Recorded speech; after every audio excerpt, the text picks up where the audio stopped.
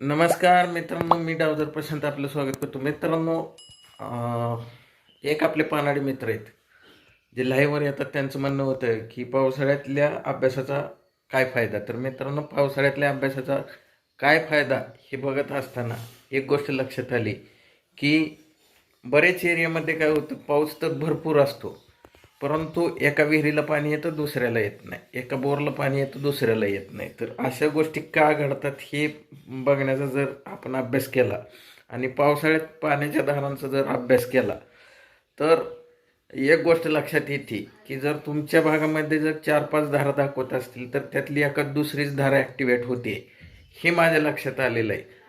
मित्रांनो, हा हॉल जवळपास 20 बाय 15च्या आसपासचा हा हॉल आहे.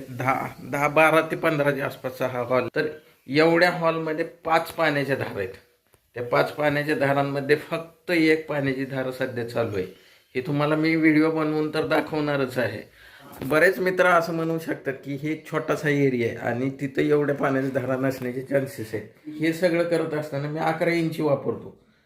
लोकांच्या मनामध्ये 11 इंचीबद्दल डाऊट आहे की ते बारीक बारीक पाण्याची धारा पण पकडतं, पण तसं नाही आहे. मोठ्या रॉडने सुद्धा ती पाण्याची धारा पकडल्या जातात आणि त्या 100% ड्राय आहेत, हे माझ्या पॉवरफुल टेक्निकमध्ये कळून जातं.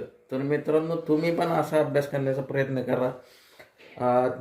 विशेष त्याचं महत्त्व असं आहे की जर तुम्हाला कळून गेलं की ते पण पाण्याच्या धारांमध्ये पाणी नसण्याचे दाट चान्सेस असतात, तर त्या पाण्याच्या धारा पावसाळ्यानंतर कशा काम करतात, पाणी येऊ शकते किंवा नाही, किंवा ज्यामध्ये आलेलं पाणी ते टिकतं की नाही, हे तुम्हाला नक्की त्याच्या अभ्यासातून कळून जाणार आहे. ज्याचा फायदा तुम्हाला नक्की अभ्यास करत असाल, बाहेर तुम्ही पॉईंट देत असाल तर तिथं त्याचा फायदा नक्की होऊन जाईल.